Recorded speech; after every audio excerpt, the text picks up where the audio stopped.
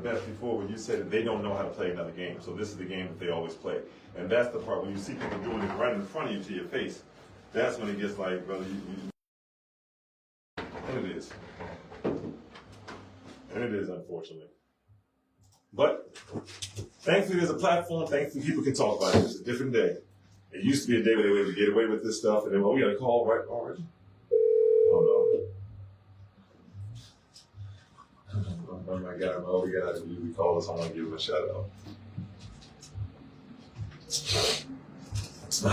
All right, we finally got some people trickling in. Already? Yeah. It's a different day, man. You're wrong with it. You're wrong, sorry. Our motivation for people. Excited. Welcome to Make It Make Sense, Jackson. Let me do that one more time for you. Yes, sir. Welcome to Make It Make Sense, Jackson. You gotta put some effort on it, but it's only the fastest growing show in Mississippi, man. Give it to us. Fastest growing show at this point. I don't think we're growing, but we still are growing. Fastest everything. Fastest to accept us, fastest to turn on us, fastest everything. I am your host, Keandon Perry, a.k.a. KP, a.k.a. Mr. Jackson, along with my co-host, Tariq Abdul-Tawwab, a.k.a. Goodness Gracious. a.k.a. Tata. Tata. Hey, listen, it's been a crazy day. You know, these nicknames are starting to build up, but we're not going to abandon them. We're just going to keep adding on. But there's a nickname that we all going to have today, and that's in Jackson. We're going to have the nickname Mr. Play in Our Face. That's going to be our collective nickname we're going to accept as Jacksonians. Mr. Play in Our Face. Because one thing about being in Jackson, I'm learning, and you all have lived with your entire lives, is that this is a place where they'll play right in your face. You know, right in your face. They'll do it right in your face. They'll tell you, hey, I'll be there on Saturday, then turn around and say, I never said that to them. Right in front of people. So they'll play right in your face here. They'll tell you, come on here. You know, we want you to get our message out. Then turn around and be like, yeah, I never told you to come over here. They'll play right in your face. They'll have introduced the legislation that's hurting the city and then stand in front of you as a mayor and say, we're trying to figure out how to get this city back right. And never mention that I co-authored the 1996 bid legislation that made this city so bad. They'll play right in your face. This is Jackson, Mississippi. Vernon Hartley was elected president of the city council after he stood on business and said yes to data centers. They'll play right in your face. This is, Bishop Ronnie Crudup strolled by the whole city, every which one of them. 13 people that stood up and spoken, all said we don't want data centers. And a bishop strolled by the whole city, announced himself as a bishop, a man of God, and then said, I'm not letting Madison and Ridley get all that money, especially not Clinton get all that money without me. Y'all talk about whatever you want, but if you love Jackson, I'm pro data centers. But they play right in your face. Guess who nominated him? Guess who voted for him? Who nominated him to be president? Kenny Stokes. What type of games are being played, old Kenny No Show Stokes? You not. This is, and they can't remember when Hartley was having a hard time because we were telling the truth. Stokes was having a hard time because, I'm sorry, the whole ward, his whole ward was telling the truth. Ward 3. Well, his whole ward was telling the truth. Remember? Jeremy Harris was calling his nephew dope heads. Whose show did he go on when his public figure was taking a hit? Damage control. He went on Vernon Hartley's morning show. What two councilmen were heard? And it was you two talking and walking, saying John Hoying just can't sell the whole city away. It was Vernon Hartley and it was Kenneth Stokes. We were behind them, so we couldn't hear which one said it, but we heard that phrase come out. See, this is called chickens coming home to roost. Make It Make Sense has had pride in never bringing up little silly things that don't matter to the future of our city and to trying to help what we're trying to help, which is forward movement, right? Thought revolution. So there was no need to say that they said that back then. We knew what John Horn was doing based off the Northside Sun articles in our research. But yes, walking behind them, we heard one say, he just can't sell the whole city away. Why not? So now you see Kenny did not show up. This is Mr. Play in Your Face. You got to call it that. And listen, let me tell you something. I was talking to my son earlier and I had to explain to him, there's little enjoyment when you're around black people and you can't just hug everyone you see. There's very little fun about that when you're a black man that's made it to 50 through, and you all know what I'm talking about, just through obstacles and through hate, not just people crossing the street, people setting it up so that you fail and your mama being the only one that's fighting for you at certain points in life. And this is what you're experiencing, right? But it's no joy in going around our people and not being able to hug them and not being able to always love them and always be happy.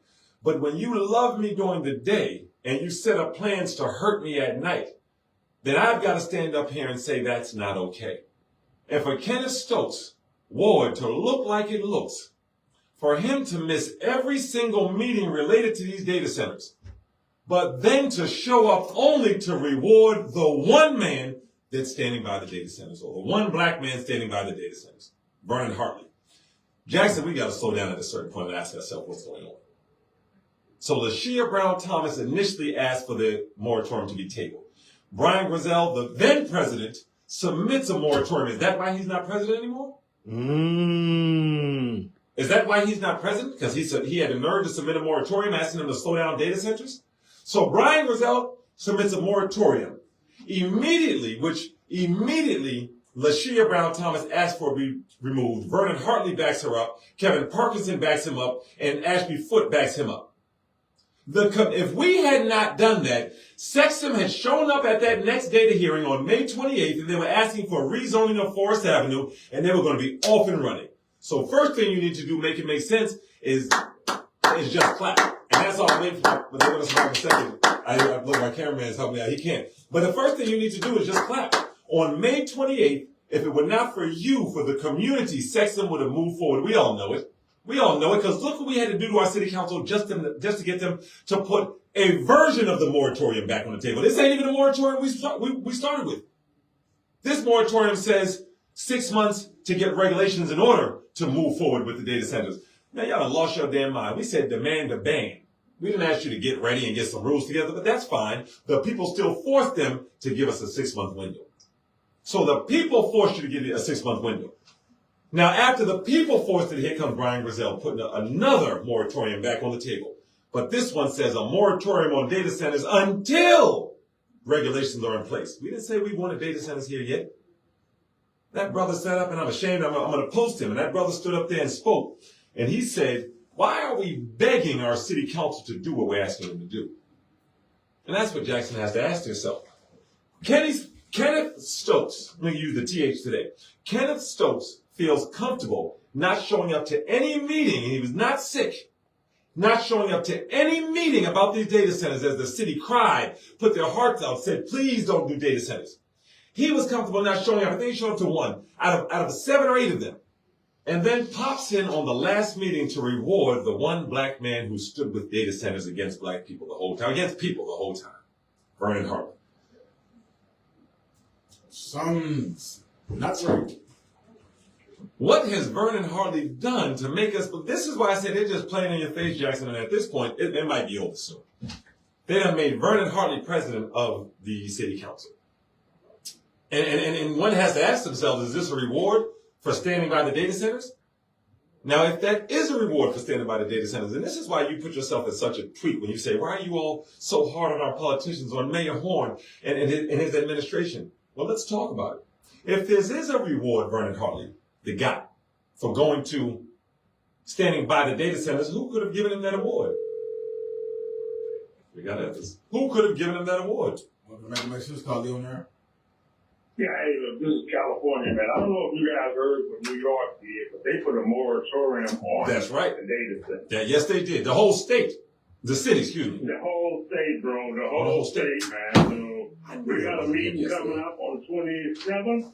We're going to bring that up. So I just wanted to get that to you guys. My brother, I just posted that today, so I thank you for bringing that out. I just reposted that. I'm scrolling down my page to look at it because I want to read the story you're talking about. But I just reposted, New York becomes first state to impose data center moratorium. Governor Kathy Hochul, Democrats, signed an order to block new facilities for a year. And our plantation Democrat administration won't even put a moratorium that's real on there. I appreciate you, my brother. Yeah.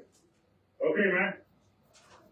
You can feel better about the money call. Yeah. I mean, I appreciate that, brother. But listen, you all, if you follow our page, you saw us post that. We just posted, New York becomes the first state to impose a data center moratorium. This is why we say we have a plantation Democrat. That's a Democratic move, right? They have a Democratic governor. The Democratic governor, since most people are against it, went ahead and imposed a 1-year ban on it in New York.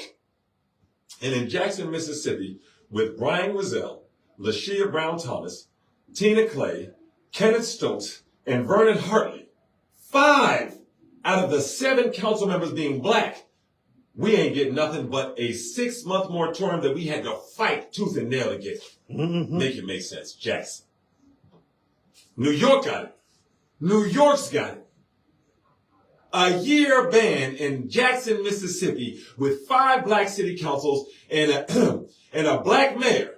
You gotta clear your throat. I had to make myself say it. And a black mayor.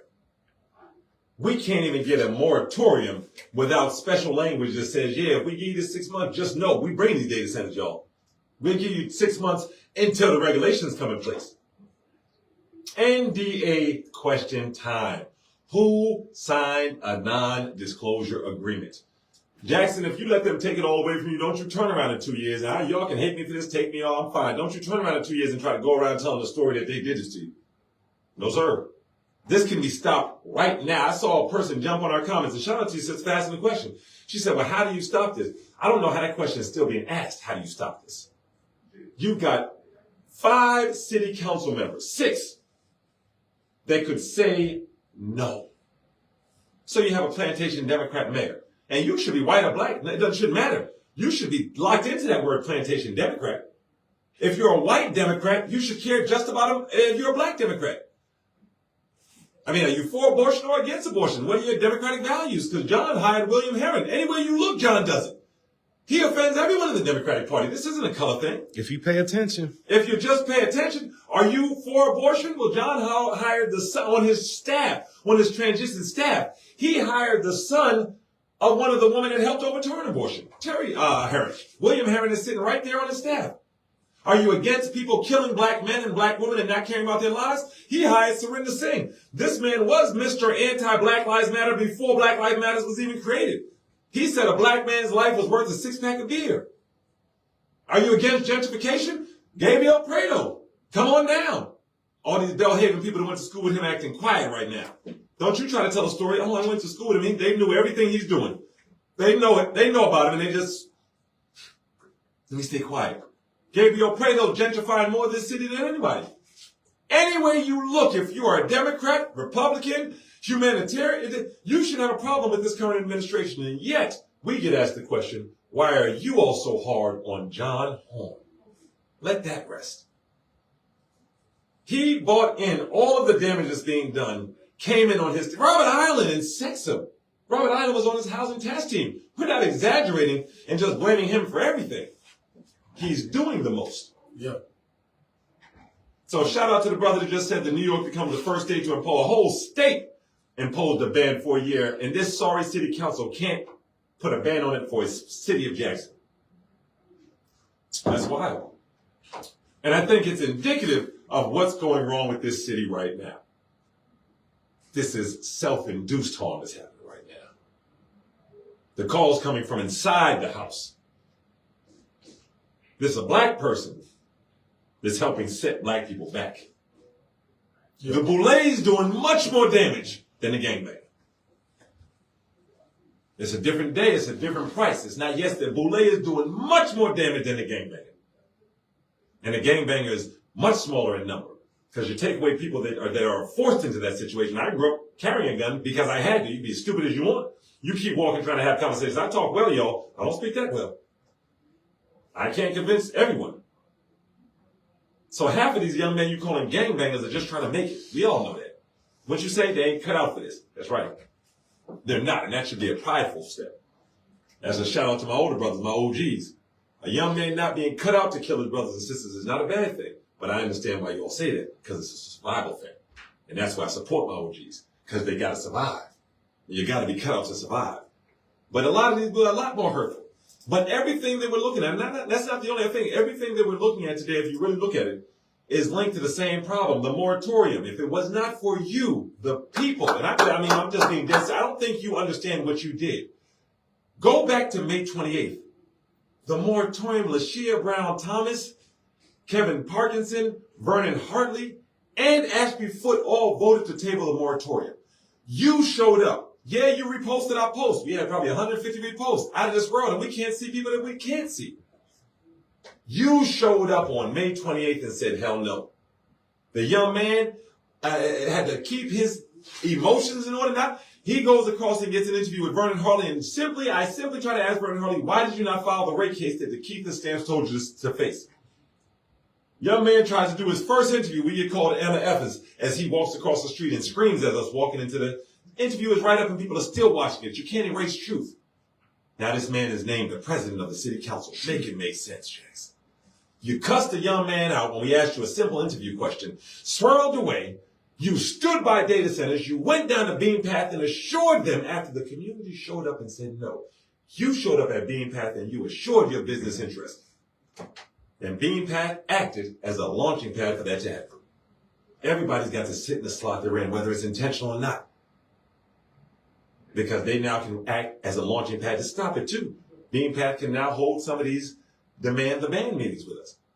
You don't have to be anything. Understand, we don't have the right to judge anyone. Your actions judge you as you hold us accountable to our actions. So we have got to understand how we got there. But with every step, that moratorium, it's our own city council. We're fighting you all. Am I wrong? One time I say something wrong, tell me.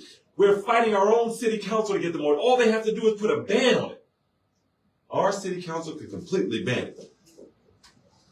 You have a strike that's happening right now. You have a J-Trans strike. It's funny when the bribery trial happened in front of the federal courthouse, every WLBT, WAPT, WNPT, I don't know PT, it was 6 or 7 states right in front of it.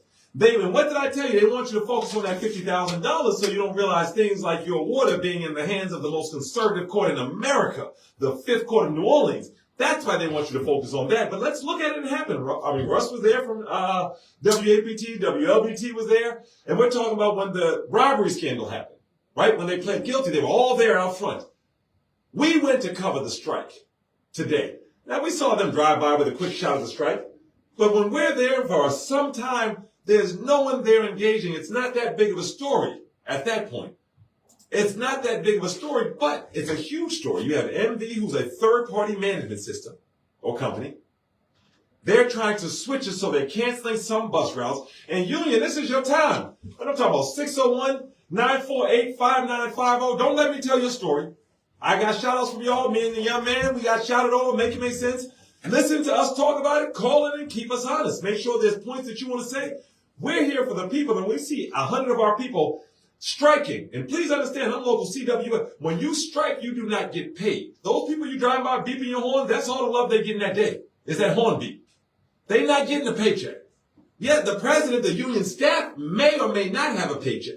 But those workers do not get paid when they strike. And what are they striking about? And that's where 601-948-5950, what are they striking about? Well, let's talk about some of the things that we heard when we were on the ground and that we know to be happening. MV, this third-party management system, essentially manages. It's a husband and wife company. They manage. They don't do the work. They manage. And what they're doing now from the workers is they're murdering seniority. They're firing folks for doing things like parking where the back wheel is touching the sidewalk, a tree branch touching the top of the bus. No damage to the bus in a lot of these situations. That the buses are certainly still operable, and the people are being fired. One young lady gave us a story while we were on site about an electrical wire that she never knew was about to step. Started to hang as she's driving, touched her bus, and she got fired for it. She got fired for it. And this is being done by a third-party management company called MV, who realistically lowballed the bid process to get in here in the first place. And this is something you remember when they were, you have to do a request for a bid. This is something you remember happening. They lowballed bid, which they took the lowest to get in there, and now they're in there firing Jacksonians left and right for minimal offense. Which first thing, I'm going to say this number one more time, because the union will have to help us understand this, because I'm a union member, 601-948-5950. How are they getting that by the union? That's my first question. How are they firing people for these minimal things? Is it just that they're ignoring your union protection? But we're going to go deeper into the strike, but we've got a big question as a union member, a former union member, and other union members have asked, how are they firing you off of first offense? And if you don't understand a union, you pay union dues so that when you get in trouble like that, they try to fire you for a wire touching your bus. The union steps in and says, no. Under CBA, under our negotiated agreement, under our contract, you can't do that. And then the union generally fights like dogs. It doesn't matter if they're Italian, Irish, you're black, you're white, does not matter. Part of a union, 15 years. When they violate you, they fight like dogs. So I would want to get a little more information on, are they just ignoring the union in these situations, guys? Call in and tell us, how are they firing people for these simple offenses? What's that union number? Let me go right back to it. That's it. Thank you. Let me give you one moment. That is local 1208. That is local 1208. So we definitely want to know what do we see happening? Is this just a situation where the state of Mississippi, where the mediators, where the courts are just ignoring the union and not allowing your union president, your union to fight for you all? What's happening when you get fired as a union person? Because the moment you fire me for something as part of our bargaining agreement, so CBA is just your contractual bargaining agreement. So when you hear the head of the union say, the CBA says we should get uniforms yearly, that means the bargaining agreement says this has to happen. If it doesn't happen, some lawsuits should be happening immediately. Not just a strike, lawsuits. That's when the arbitrator comes in.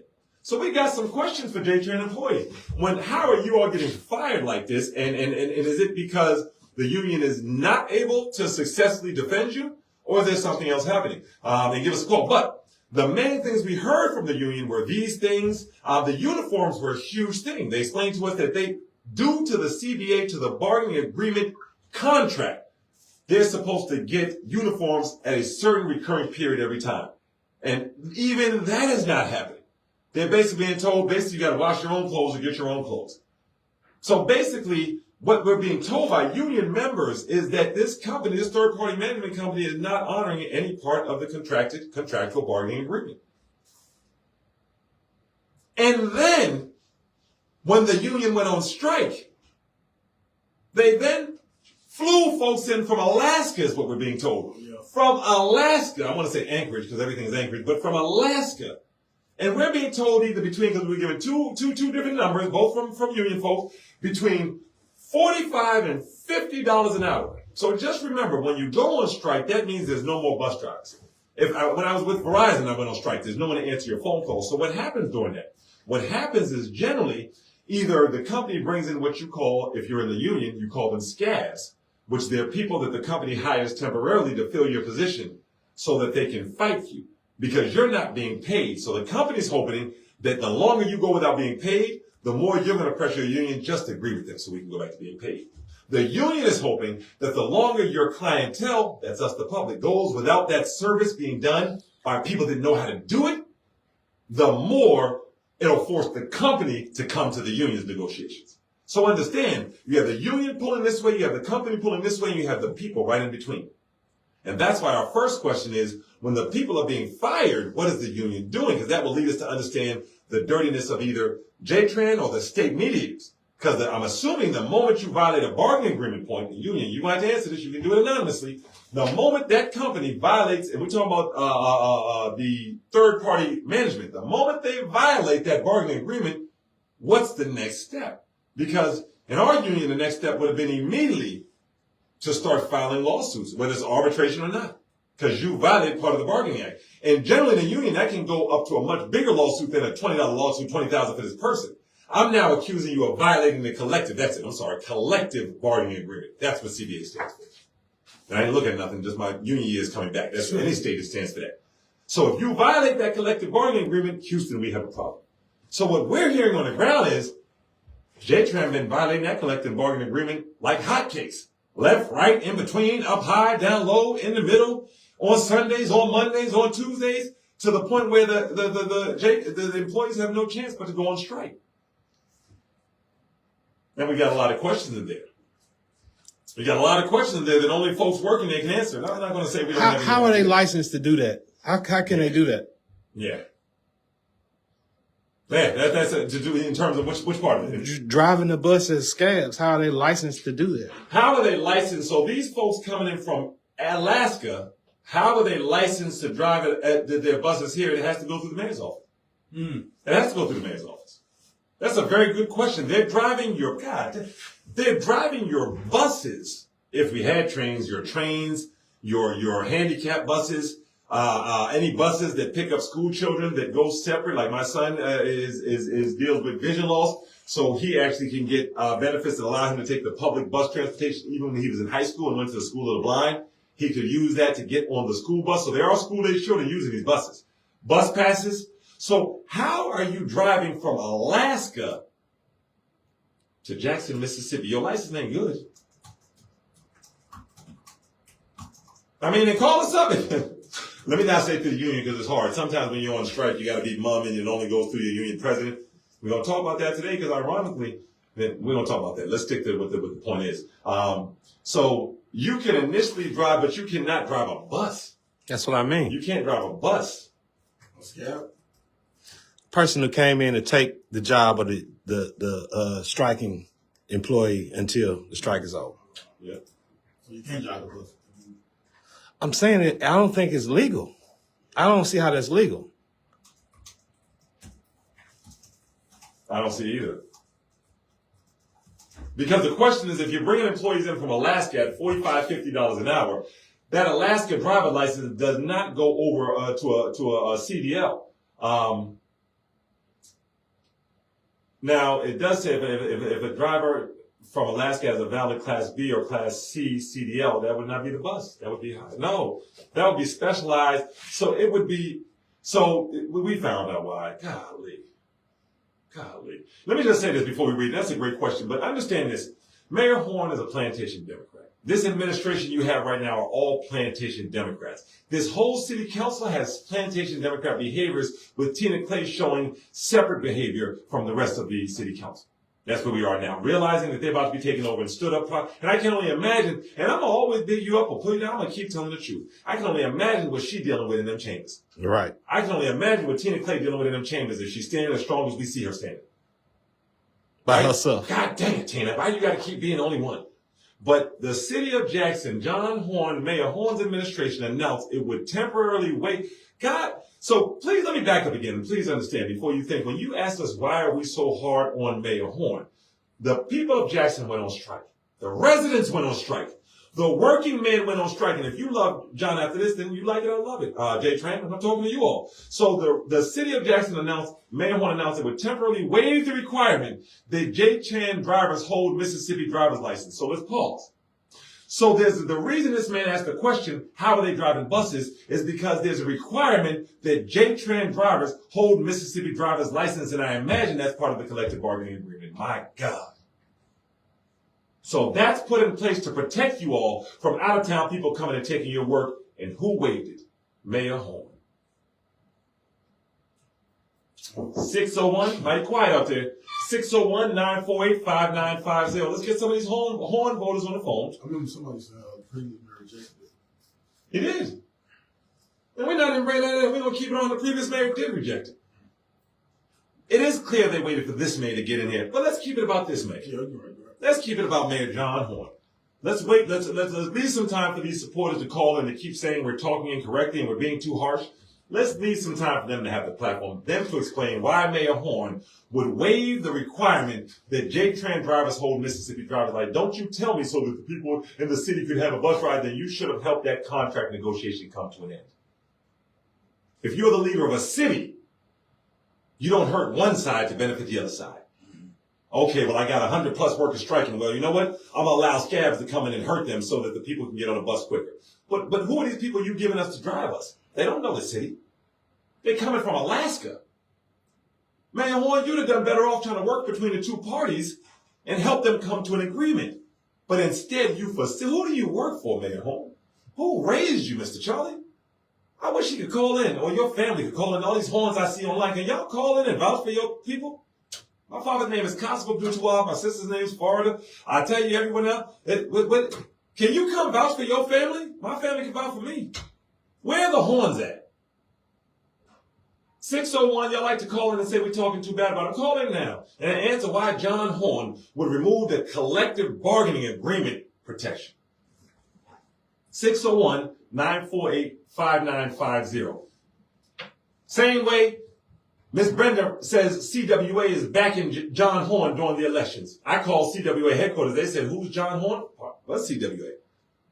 Good sister. Bad move. Because look how we're paying for it. We're not here to make people angry, but we're going to hold you accountable to it all. So they endorsed him and then he backdoored him? So what the sister said, they endorsed John Horn. When I called my office, when I called the headquarters in Washington, D.C. and said, CWA. Now, you got local 2108, just like you had these local numbers. CWA is who she said endorsed John Horn. I called them. They asked me who John Horn was. I said a politician from Mississippi. Hold up. So, hold up. John Horn Daddy was a union man and he backstabbing the union. And you got to make this make sense. Is it me? Is it us? But we're being asked, why are we talking bad about John Horn? And we're just trying to put these pieces together. Charlie Horn is a union legend, not a union man. This man led black workers into the bathroom to be able to pee and have human decency next to white workers. That is the basic job of a union. Led that get people into the union, negotiated with Presto, a union legend, and his son removes a collective bargaining agreement. Who would know better how to remove that though other than John? His daddy knew this stuff. Where did we need this family to call in and vouching? Well, meet me outside, beat me up and vouch. Do something. Like, tell me I'm not seeing it right. Y'all also, the union president, we tried to ask him this question. Let's just be very honest and very, very transparent. We tried to ask him these questions. The moment he realized that we keep it honest, he didn't want to speak to us anymore. The man embraced me. I'm talking about embraced me. Told me, oh, where do you think I'm getting all this stuff? He gave me all the information about what they're doing to him. He said, we need more information. I asked him, I said, well, where's WAPT? He agreed with me. I don't know where they are. They should be here. All of this information, and the moment he found out that we hold Mayor Horn as accountable as we hold JTran, that man said, I'm eating ribs. Yeah, I went over there and asked him, are you ready for the interview? He flared his chest up at me, like, don't you see me eating ribs? And let me tell you, this man was a completely different preacher, a different man before. I walked up to him and I said, because I'm not gonna push on you. First off, we got called over by the people. Make it make sense. Shout out to my brothers and sisters over there that called us over.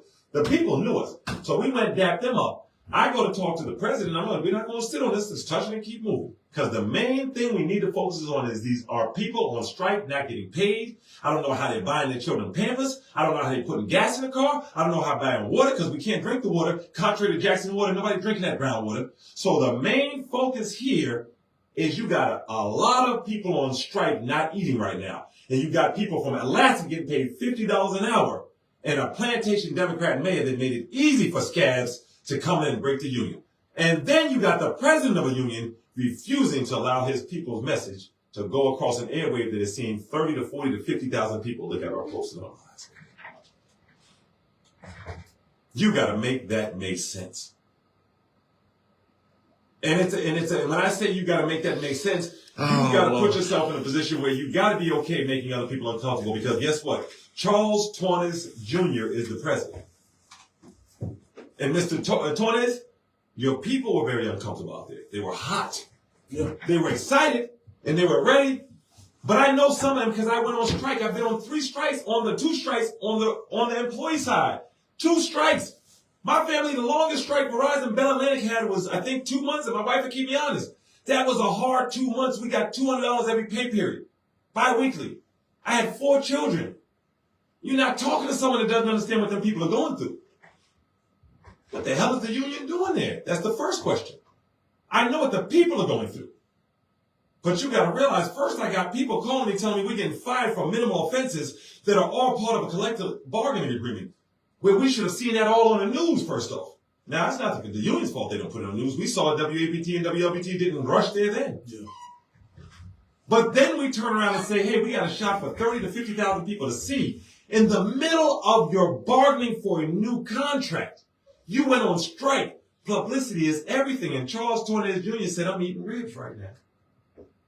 We interviewed 2 people there. He was still eating ribs.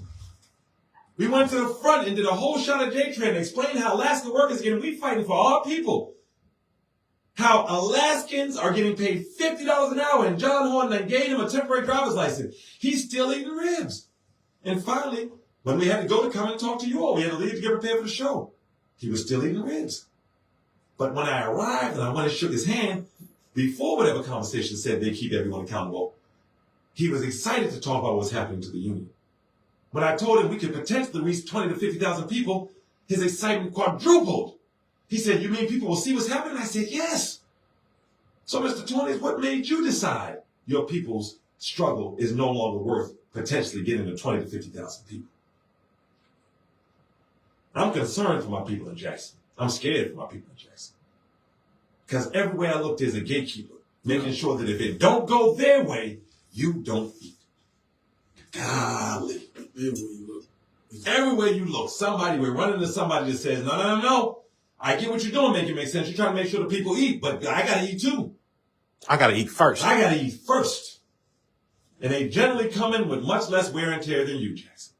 They generally come in like a hero, driving in nicer cars, eating nicer food, and there's nothing wrong with that.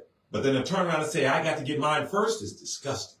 You people are disgusting. To take your talent and use it like that is disgusting. I had the 200,000, the 150,000, the options for even more jobs. I had all of that. And right now, can still go do it right now if I like to. I can still use this gift to try to trick people. I can still use this gift to try to make people believe they're getting something and I know they're getting nothing. I can still use this gift to try to make people believe I'm a black educated man and I'm the best thing since sliced toast.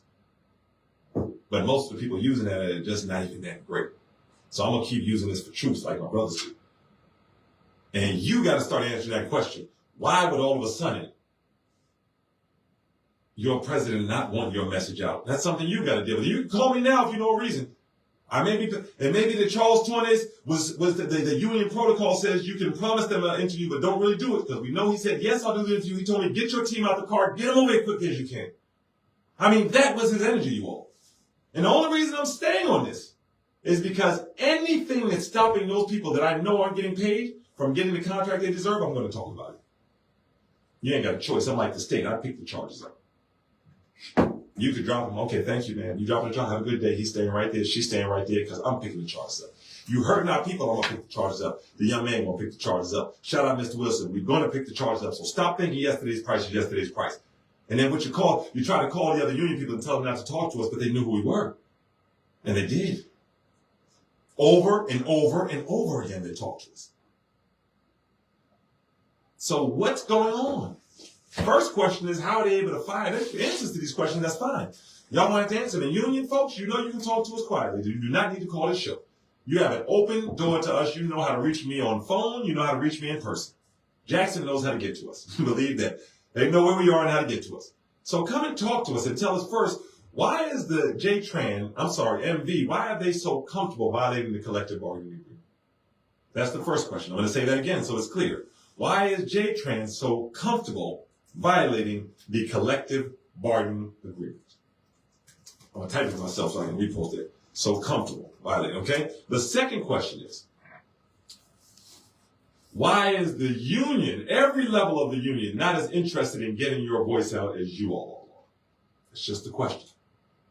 You may say, Tariq, because your breath stinks. He didn't want you to hear him. I'll accept that. KP can do it.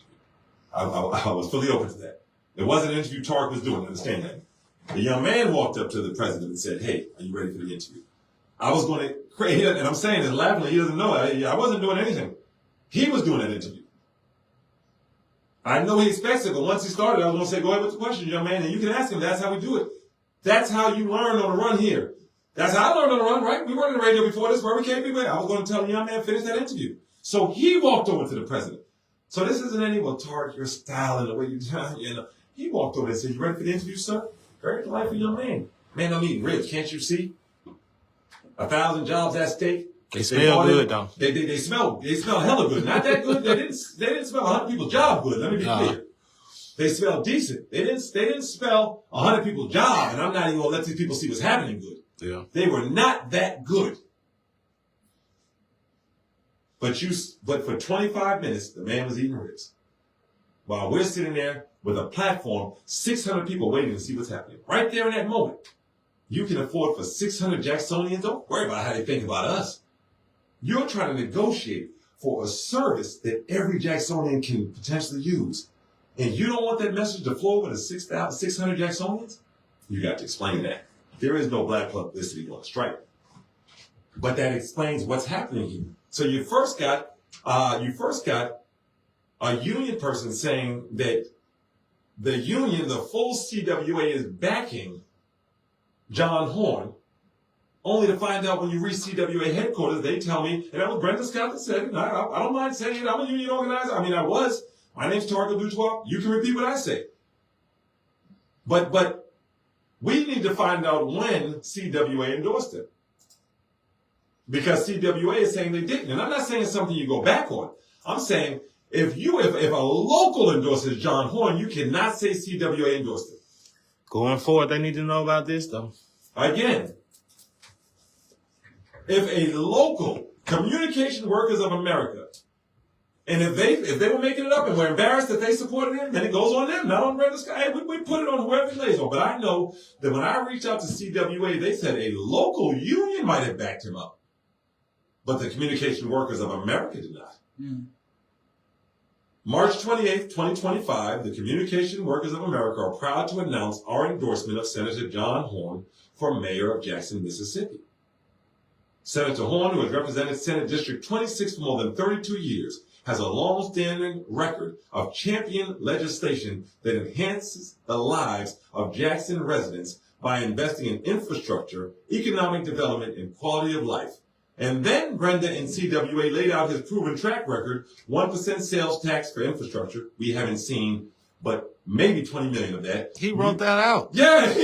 Authored legislation generating 14 million annually. I don't believe he authored that legislation. He offered the legislation for the board. For the commission to control that money. To take it. This is what's, I'm going to reach out to CWA. Wow. They know this was said. CWA apparently also said that he was responsible for the Jackson Convention Center. He assisted in securing 85 million. These are all things that were already put in play. Affordable housing initiative. Wow. They said that John Horn played a key role in developing over 500 affordable housing units, which I agree that he was definitely. It's amazing how people know that John Horn was part of the housing and urban development and knew everything about slumlords and stuff when it's time to give him accolades.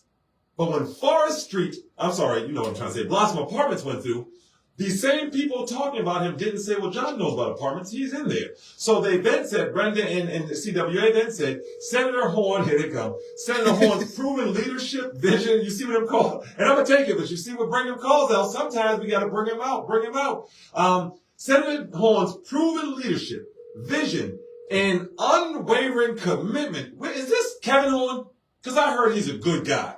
Are you sure, Brandon, we talking about John? Let's keep going. Senator Horn's proven leadership, vision, and unwavering commitment to ranking No, it says to the people of Jackson. Make him the clear choice for unwavering commitment. This is Senator Horn's proven, let's slow it down, because today we missed the play in your face. That's what Jackson is. Mr. Play right in your face. So this sister said, Senator Horn has a proven, I'm trying to call it now. We're going to work through this. It's proven leadership, vision, and unwavering.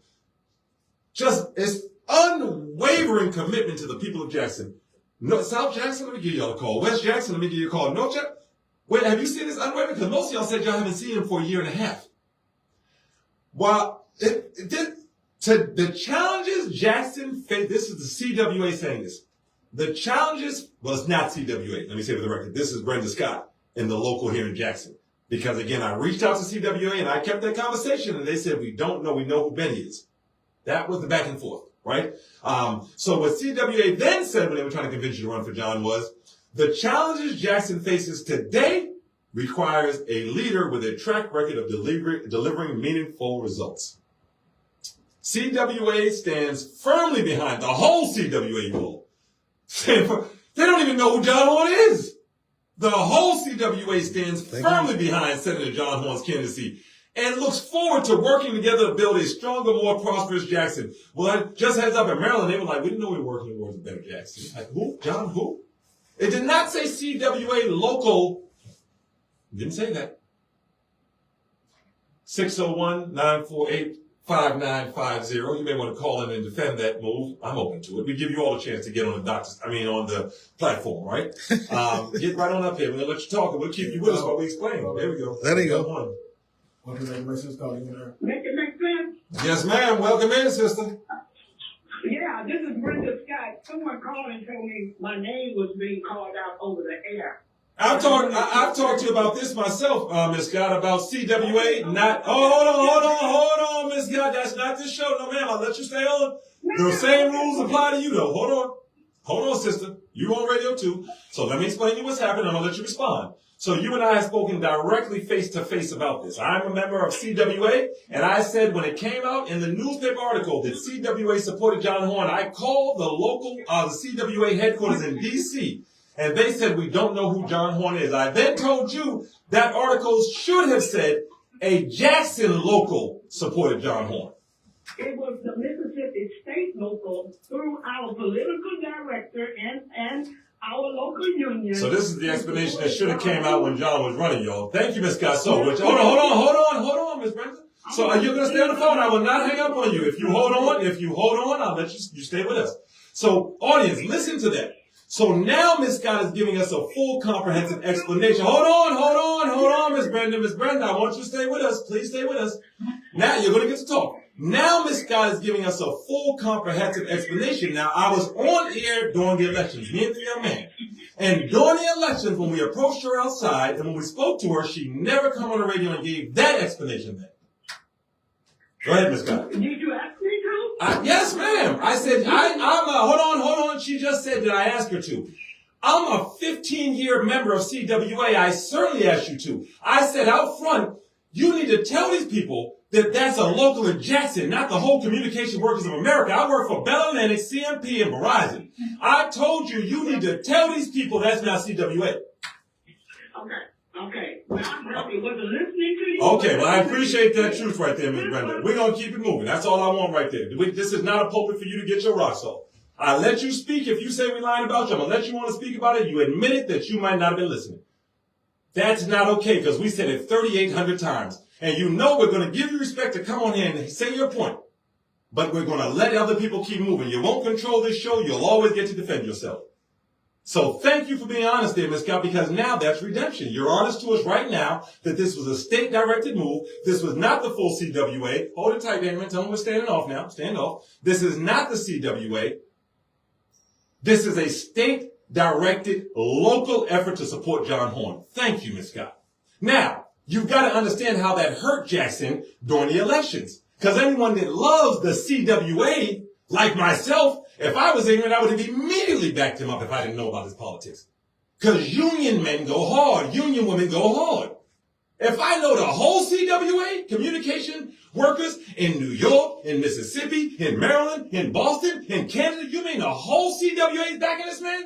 Well, by golly, if Northside Sun tells me all Republicans switch to Democrat and vote in the mayoral elections because we got to get John in, I'm going to do it. These are the efforts that came together. If I'm letting John Horn be a griot during Kwanzaa, this legitimizes him. I know you all thought us would go away, but when you find out a rapist is in the house, now we got to pause and find out who let him in. I got 14 daughters touched. Goddamn, you think we want to know? I'm going to protect him. Now, who let him in? And remember that brother that called in? Why do you all have to keep talking about how we got here? Stop that. Just talk about where we need to go. That's a predator. That's a predator. They grooming you, Jackson. Stop telling these people when congressmen called in. Why you letting them talk like that? They grooming you all. Stop letting them know what's going on so when I touch them, they don't realize something's wrong with that. Now you let the black mayor, the son of one of the great, if not the greatest labor organizer in Mississippi, just removed a collective bargaining agreement protection. And that was that Jackson J-Tran bus drivers had to have Jackson licenses. And John Horn removed it, Charlie's son, to let scabs come in. And now that strike can go on a lot longer. And let me tell you, as a union man, that hurt them people, bro. When you gave them Alaskans that license, John Horn, you hurt every one of them strikers. It took every level Man, they had. You don't understand what you took from them. Because if you can't drive the bus, J-Tran got to fold. MV got to fold. That's the way a strike works. I'm striking to hurt your business so much that now you got to give me what I want as an employee. And what these employees were asking for was nothing much. Just don't fire us when we make a mistake. Just give us the uniforms you promised us. By John Horn, and then this is why I need the whole United States to back it up. You don't let these, the ones right here. Listen, call me from New York. Call me from the electrical workers. Explain to these folks what a union does. Explain to these folks what John did by removing that law that said a Jackson J-Tran driver has to have a Jackson license. That's work protection. Where are my workforce management people? Tougaloo, hoo, we're going to keep calling you. Alcorn State, this is what HBCUs do during a moment where the city's being gentrified. They reach out and say, hold on a second, that's a collective bargaining agreement. That protection that you have to have a Jackson license, that's supposed to stop out-of-town workers from taking their work. Who removed it? John Horn. Their own mayor removed the collective bargaining agreement? How did he get in office? They said the whole CWA was backing him. Northside Sun told everybody to vote for him. Tim Henderson and 19 other people all ran against him knowing they couldn't run. Families like the Matisse family that owned the Renaissance and family in Madison put money behind people. You had folks even that used to be commerce people, straight financial people that jumped into the race. People with long-term, Socrates Garrett, that's a big name. What do you think happens when big names get into the race? It throws everything off into a chaos. Then you had people from small cities that knew they couldn't win. You had people working at restaurants the next day. They was running for mayor. 21 people. All so you could get the man that you wanted. And as soon as John Horn got enough traction, Tim Henderson stepped back. He already had the Brenda Scotts to say CWA backed him. And thank Ms. Scott for that clarification. Because I need redemption at times, and you let me have it. And that's my sister, and she deserves that redemption. So when she called that phone line and said, are you talking about me? I said, yes, ma'am, I am. And let me tell you what I said, sister. We keeping it real 100 days a week. I'm not going to let you make me more uncomfortable than them feeling. Them people are standing on the side of the road on 80 in the heat, begging for people to beat their horn, knowing they're not eating next week because that check ain't coming in. And John Horn done removed that protection and stopped the scabs from coming from Alaska. From Alaska. These people asking for $20+ an hour and to get their clean damn uniforms. You gonna pay Alaskans $50 an hour, put them up in hotels, pay for their rental cars. This is what J-Tran and that management company are doing. And then John Horn finishes it off. I'll remove that last block. If John Horn hadn't removed that, J-Tran would have folded in a matter of days. How do you not fold if you ain't got no bus drivers union? How do you fight back if you don't have any bus drivers? Charles Tornes Jr.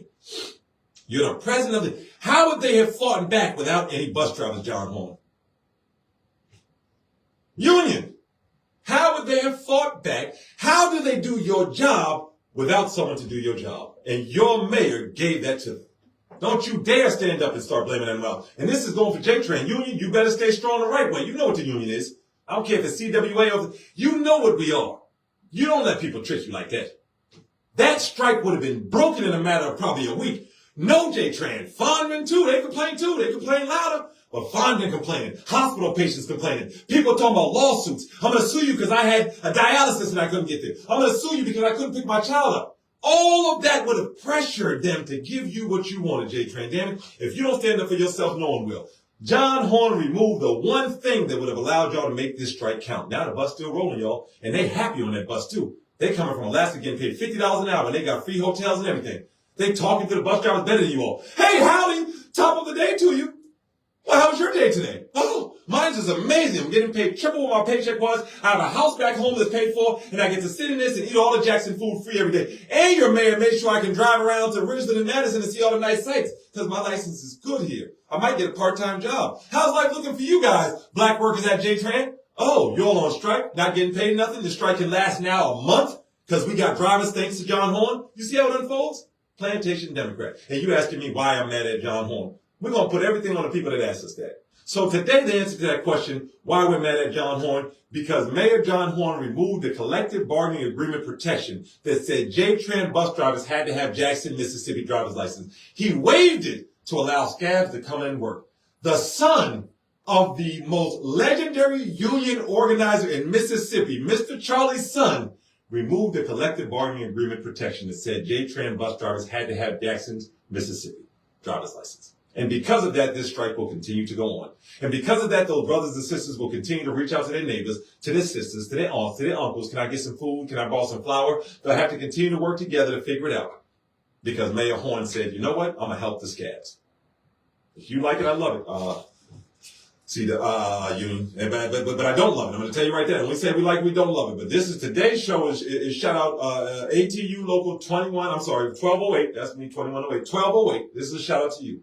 Your strike will go on for longer because your mayor waived the requirement that Jackson bus drivers must have Jackson, Mississippi driver's license. I don't care if I'm incorrect that it was part of the CBA or if the city put it into effect. I don't care. I know that with that law there, they wouldn't have been able to break you like this. Stand up for yourself, Jackson. Continue to make it make sense. Same place, same time tomorrow for my co-host Young Barry. and myself, Target 12. Shout out Mr. Wilson. We out, Joe.